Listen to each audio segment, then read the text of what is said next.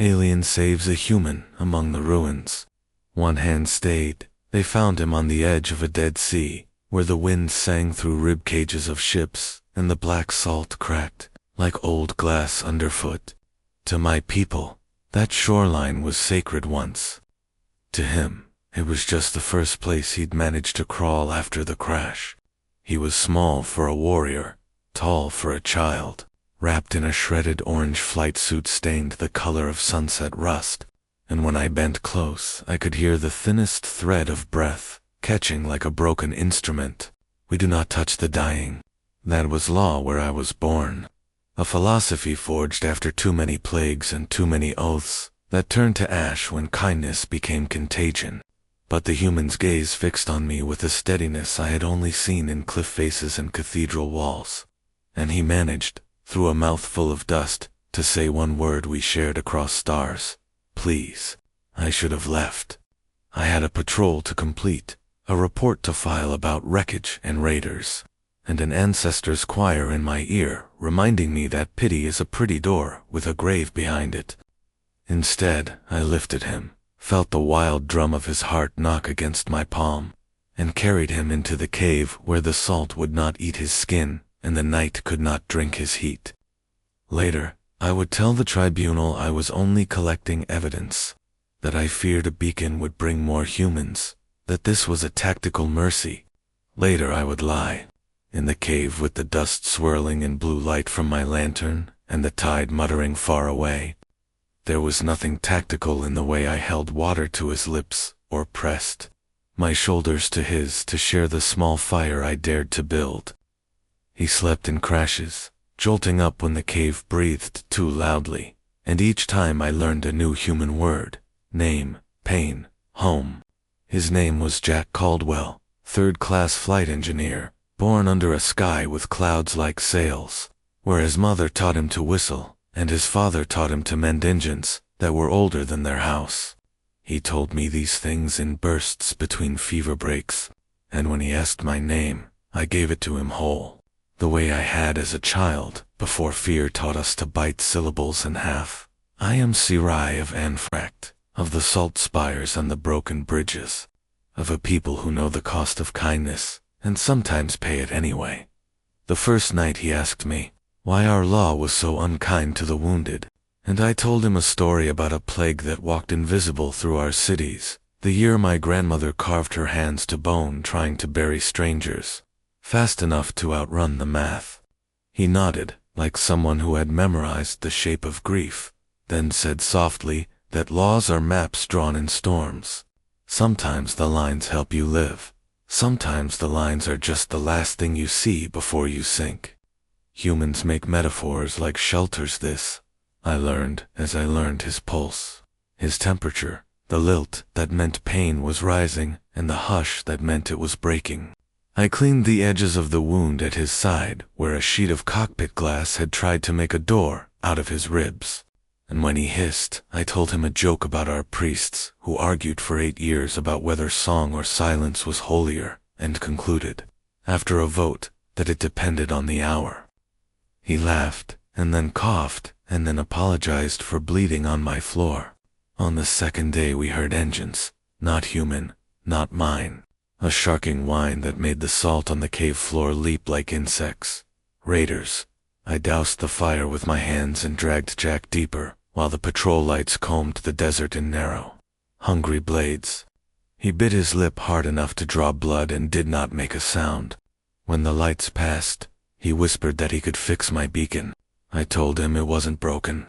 He said he could make it sing louder, cleaner, in a voice the raiders' filters would interpret as a storm instead of a ship. If I could bring him a handful of wire and the guts of the radio I had thrown in a fit 2 years ago. I had not told him about the fit or the radio. I did not ask how he knew. Humans learn you by listening, like engineers learning the hum of an engine, mapping where the note goes off by half a breath. I brought him what he asked, and with fingers that shook only a little, he built me a lie so beautiful the raiders spent the night fleeing a storm that did not exist while our cave listened and smiled. I think that is when I began to see what made his species dangerous. in the way fire is dangerous, not the heat, but the way it calls others to it. Jack had been alive on my world for 40 hours, and already the air felt fuller of possible. He asked for a schematic of the old water flues under the spires, and I told him they had collapsed, that the earth had eaten its arteries when the mines stopped singing, that we had accepted the desert was permanent. He shrugged at permanent, the way a blacksmith shrugs at rust, and asked if the sea ever came back after a north wind. I said yes, in winter, if the moon leaned very hard. He asked me to take him to the mouth of the ancient culvert at dawn. I told him he could barely stand. He stood anyway, with a spear for a cane and stubbornness for muscle, and we hobbled together into a morning that bled gold along the edges of the dunes. The culvert yawned like a dead god's throat. He examined it, the way a musician studies a ruined instrument, not with mourning, but with curiosity. He traced fractures and tapped bricks, listening for hollows no ear had bothered to honor in a generation. Then he pointed to a ridge of slag and told me if we could collapse it cleanly, no shrapnel. No panic, we might coax the winter sea to find the throat again and teach it the old song of flow. I asked him if that would heal my people. He said no. He said nothing heals that way. He said flow would bring the first green in living memory, and green is a way to remember you deserve more than survival. It felt blasphemous to hope in the open like that, under a sky that had taught us humility by scraping our stories thin. Still, we gathered charges from an abandoned mining rig, and Jack did the arithmetic in the salt with a shard of bone.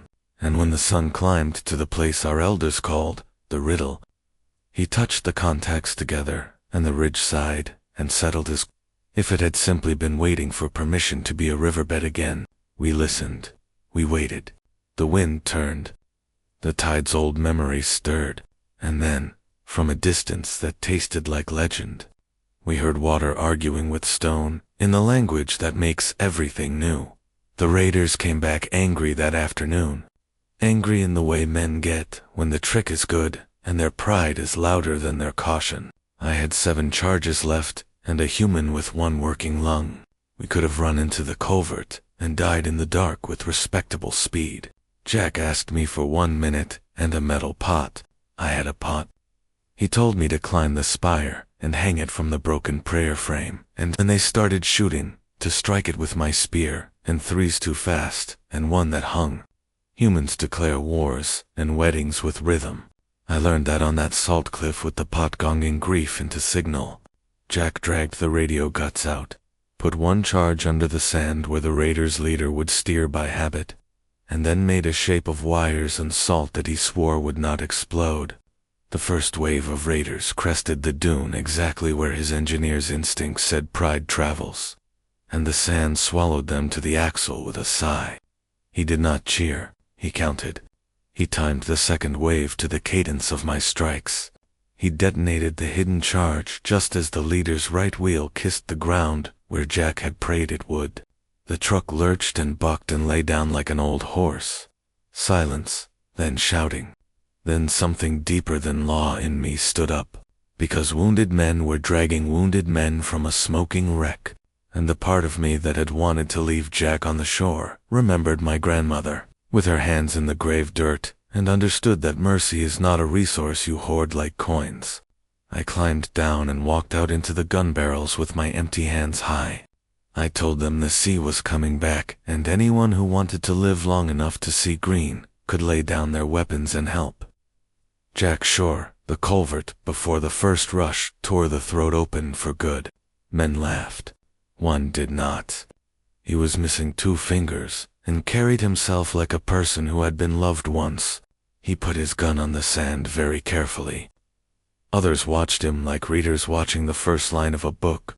1 by 1, they set their weapons down the way you set down tools after a job that shamed you. A dozen of Uzme, the men who had meant me harm this morning, the human who had fallen from a burning sky, ran ropes through ancient rings and shoved stone and sang old work songs, whose words meant nothing to Jack and everything to us. When the winter tide arrived, it did not roar. It entered like a guest, respectful, and clean, and when its first touch kissed my ankle I wept with the shock of it. And the raider with the missing fingers laughed a laugh that could have been a sob if you turned it sideways. Jack leaned on the spear and looked as if he had been holding his breath since childhood, and finally remembered how oxygen works. In the weeks that followed, we built a village not because somebody asked, but because people kept staying after the work bell. The raiders called themselves haulers, and showed us how to keep engines honest, without bribing them in fuel, and our priests, those defenders of silence, drafted new hymns, because the water made a sound that demanded accompaniment. Jack taught children how to strip a gear in their heads before opening the casing, and the children showed Jack how to eat the membraned fruit that our elders had insisted was only decoration. I wrote a letter to the tribunal and told them I had harbored a human in violation of 3 laws, provoked a militia into surrender with cookware, and conspired with known thieves to rebuild a city that did not have the courtesy to ask for permission before breathing again. They did not answer. They sent a ship. On the day it came, the sky wore a hard blue, and the wind was full of old salt and new pollen. The tribunal carried with them not swords, but questions. What was the human's intention? What doctrine guided my disobedience? Would the returning sea invite more violence? Jack stood very straight despite the pain we did not let him name, and told them a story about a boy whose father taught him that machines are not angry when they break. They are telling you where it hurts, and your job is to listen with your hands until you understand. He told them people are machines with poetry in them, and that laws are instructions that work until they don't, and that the test of a civilization is whether, when the instruction fails, the hands reach out or fold away. He did not ask them to thank him. He asked them to join us for supper. The chief adjudicator, whose face had been carved into the shape of a winter that never ends, smiled like someone remembering a joke from a good house, and said she would very much like to taste the membraned fruit. That night, under lanterns strung on lines that were still drying from the afternoon, we ate and told each other lies that meant love. And when the adjudicator rose, she did not pronounce a sentence. She asked for a tour of the culvert in the morning, and whether Jack would teach her son how to hear a pump with his fingers. Years will keep laying their quiet scaffolds on a place, whether or not you notice. We noticed. We raised arches, the color of warm bone, over streets, where children drew maps of rivers on the dust, and then laughed when the real water traced their lines exactly. The haulers put their guns in a museum, and taught our elders how to curse in 5 dialects when a bolt refuses to marry its nut. Humans came in handfuls, then in streams. Not conquerors but cousins bearing stubbornness and recipes and the baffling conviction that we deserved joy. Jack got older. Humans do this with drama, as if time were a story that insisted on a twist every chapter. He walked slower and refused 2 different exosuits because he said he had not yet learned how to be the kind of man who let a machine carry his weight. The day he could not climb to the prayer frame, we hauled the frame down to him, and he struck the pot himself and laughed soft when the note came back true. When the fever came for him at last, it did not rage. It settled like a tired bird. He asked me to sit where I had sat that first night, when the law was heavy in my bones and the salt was still sharper than the sky. He asked me to tell him again about the plague and the choir and my grandmother's hands. I told him. He said, humans are not brave. We are just bad at believing the worst thing is the final thing. I told him that sounded like bravery wearing a work shirt. He closed his eyes and said he hoped the sea would still argue with the stones after he was finished listening. When his breath the wind rose, not prophetically, not as omen, just as the world adjusting to the slight fact of one less heat signature, and across the water the lamps of the culvert glowed a deep, impossible blue. We carved his name on the prayer frame where the pot still hangs. And on the day we chose to tell this story to children, we did not read them statutes. We took them to the edge of the sea and let the winter tide kiss their ankles. And we told them that once, on a morning when the salt cut like truth, A stranger from a loud, stubborn species said please, and someone who had been taught not to answer did anyway. And the world changed its mind about what was possible because two people touched hands and refused to let go. If you ask the elders now what law governs the dying, they will quote the old words with their delicate teeth and then shrug like engineers and point to the river and say that maps are for storms, but rivers are for coming home. And if you ask me what humans are, I will say they are engines that run on hope and arguments. They are dangerous in the way fire is dangerous when you are cold, and they are a promise that if you build a door in a dead wall and knock, someone, somewhere, will open.